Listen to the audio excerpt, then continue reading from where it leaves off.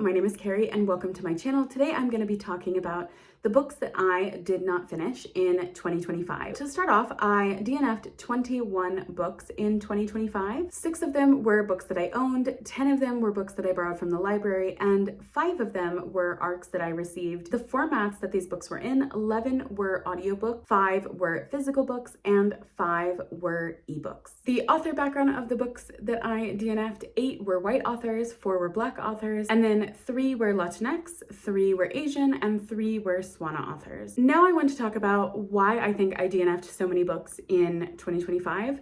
And a big part of this is that over the years, I think it has been easier for me to understand when I need to DNF a book, especially when it comes to the categories of something like poetry, where I have specific poetry styles and structures that really appeal to me, and I am learning a lot more about which ones I really don't prefer.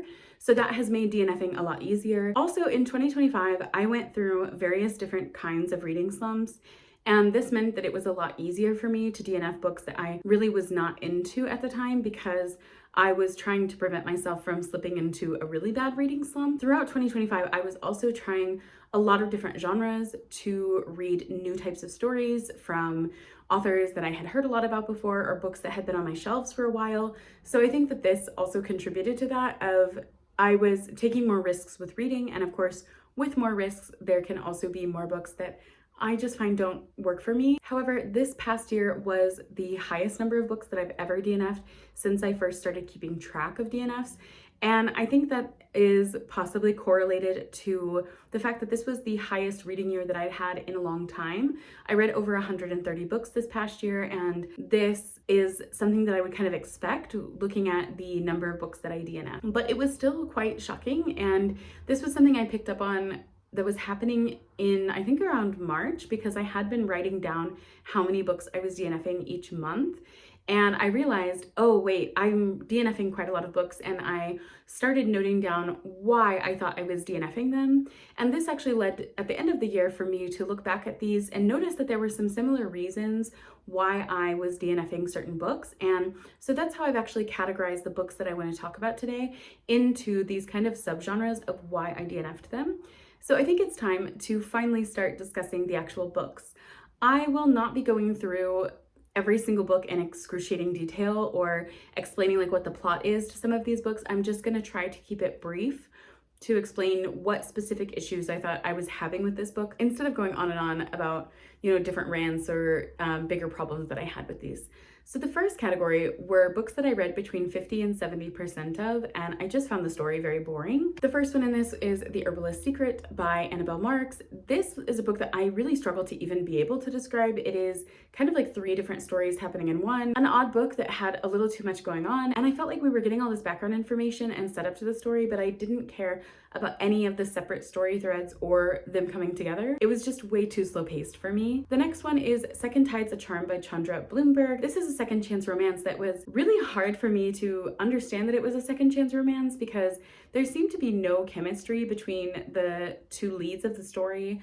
And also there's a previous conflict that we are explained, but it is really ridiculous. I mean, I couldn't understand why these grown adults couldn't resolve this issue or talk in all of these years, which was actually a little sad, because I loved the narrators for the audiobook for this, but even they could not save this story for me. After that was a very popular author who I haven't read from before, but thought this might be an interesting one to start with, and that would be The Daughter of Dr. Moreau by Silvia Moreno-Garcia. I have heard such amazing things about this author, but I've also heard a lot of people say that her books are kind of inconsistent in terms of people loving or hating them, and this is one that I have seen a lot of people have very different perspectives on, but the story sounded so interesting to me. Yeah, it just didn't work for me. There was not enough going on in the first 25% of the book. It's a very slow start to the story, and everything felt very obvious. I didn't think there was anything unexpected happening, and so the plot felt like it was never really moving forward, or that there wasn't tension or drama to the story. Similar to that, another author that I've heard a lot of good things about, Adrieene, I DNF'd Spells for Forgetting. It honestly was hard for me to DNF this one, because there is a certain atmosphere to this story, this small secluded island, that I really did enjoy.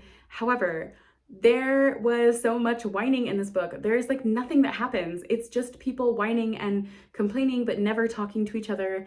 I had a friend on Bookstagram warn me about this book when she saw that I had picked it up, because she also ended up DNFing it, and I definitely see why. I made it over 70% into this book, and I felt like literally nothing had changed from the very beginning of the story. We're given no new information. It's the same conversations over and over again.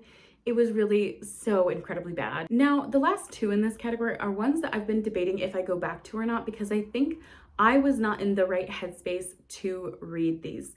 The first one is Natural Beauty by Ling Huang, and this is a pretty popular book. It is I believe technically a thriller. I do think the beginning is slow and that it was hard for me to understand that this is supposed to be a thrilling story, but it is filled with social commentary about beauty standards and family dynamics and certain things like this that I did find interesting. However, it took so long to get to what the actual meat of the story was about, and by that point I was kind of invested in all of these other things from the beginning and just didn't have the energy to kind of stick with this whole turn in the direction of the story into like horror thriller territory.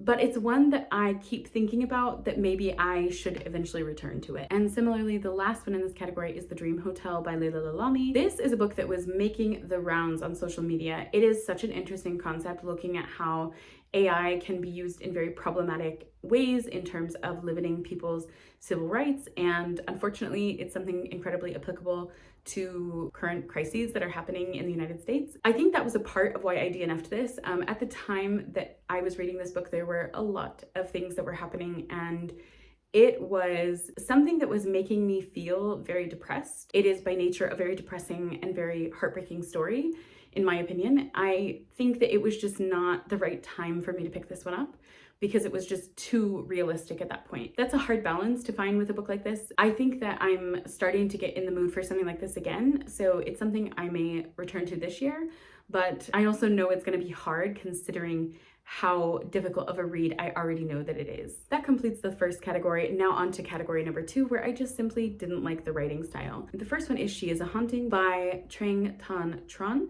And this is a YA horror book that you're starting kind of in the middle of the story. There are these tense family dynamics, but you don't really understand why. Then you're starting to get like bits and pieces, but there's these really odd descriptions that I couldn't understand sometimes what was really being described. I found myself mostly confused by this and not really invested in the story. Another horror book that I just couldn't get into was No Place to Bury the Dead by Karina sans Borgo.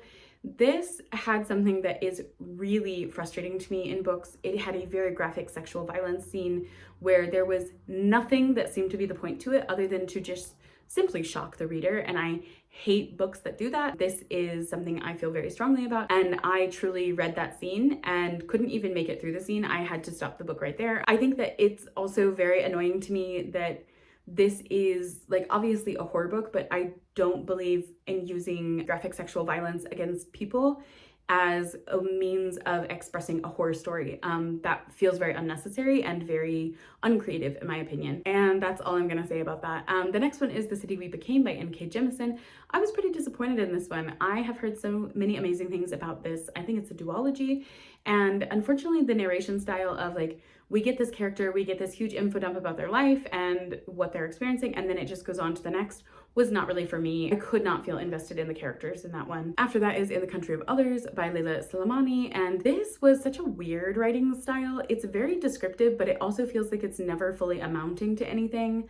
Like, there's a lot of things being said, but I don't feel like it helps you better picture the scenes, and sometimes it felt like it was just bogging down what the narrative was supposed to be. And this is actually something I've been questioning, if this is unique to this author's book or if it is something that comes across in her other books, because I have heard similar complaints about some of her other works.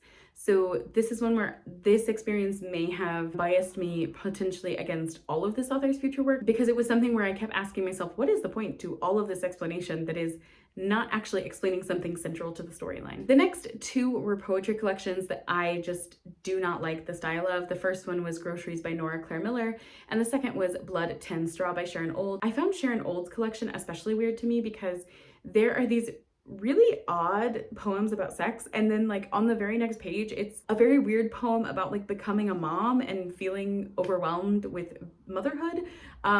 After just reading like a very graphic sex dream from Sharon Olds, it was a very odd like juxtaposition. I think maybe that the poetry was not so bad, but it was odd to me how they were organized within the collection. So structurally, it was just really awful for me. And the last one in this category is The Girl Who Smiled Beads by Clemantine Wamariya. And this is a nonfiction memoir that is about Clementine's experience surviving the Rwandan genocide. I previously read parts of this book in my undergraduate studies, but because I wasn't reading the book, you know, in totality, I didn't really notice how frequently it jumped around. But going back to it, I wanted to reread, or well, technically finish the book for the first time. And the story is not told in a chronological order. It's jumping back and forth in time, and it was really hard to keep track of everything. I think this might be one where I need to read a physical copy instead of an audiobook copy, which unfortunately all I had available was the audiobook because I was getting it through the library. The next category is a little bit of a shorter one because 3 of the books all fall into the same explanation. This category is subject areas that I do not enjoy. So the first one is Bees After by John Liles. The second one is We Mammals in Hospitable Times by Jynne Dilling Martin. And the third one is Burnt Mountain. These are all examples of environmental poetry, and I realized this year I really struggle with environmental poetry. I don't feel as connected to the themes. I feel like oftentimes these collections sound very similar to one another or are exploring the same ideas over and over again. So these all collectively showed me that this is just not a subgenre within poetry that is for me, especially Bees After. That one was incredibly technical in terms of the language that was being used, the things that were being talked about. Burnt Mountain and We Mammals in Hospitable Times were more about nature in general, wildlife, things like that. But Bees After was really hard for me to understand. So that's something I would warn future readers about. However, if you really like environmental poetry, I think that these would definitely be ones that you would enjoy.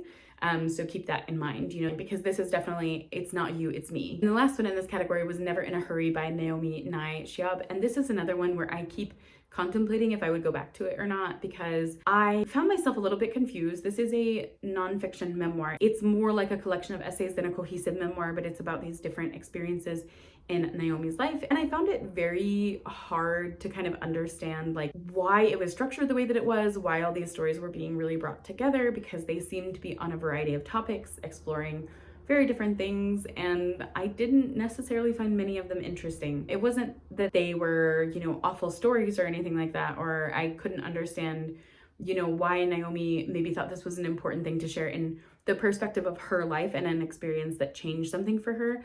But they were stories where I would put down the book and I would forget about it for like a week at a time. And I think that is a sign that I'm just not connecting enough with the stories. So sometimes the subject area is not for me, but other times the characters are not for me, and that leads us to our next category.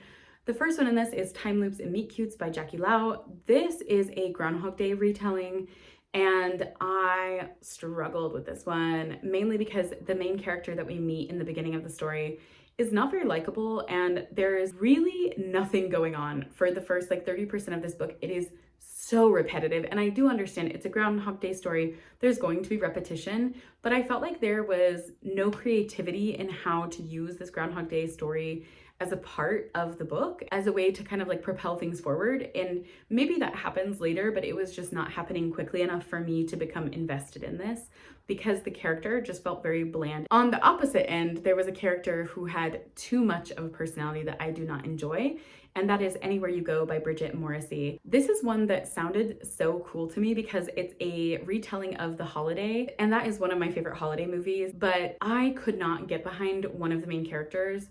She has a very terribly traumatic upbringing from something happening in her parents' marriage that has affected them. Even though they have stayed together through the years, they have been incredibly toxic towards each other, and this has affected our main character's ability to form relationships, to also really talk and open up to her parents. She unintentionally is kind of traumatizing these other people that she has been in relationships with, and even like romantic dynamics with, even if they're not a full relationship of some sort. It was really hard for me because I found her to be just such an awful person. Like, I could not get behind her excuses and her constant poor decisions in terms of how she viewed relationships and her kind of like awareness of where the problem stems from, but her refusal to do anything about it.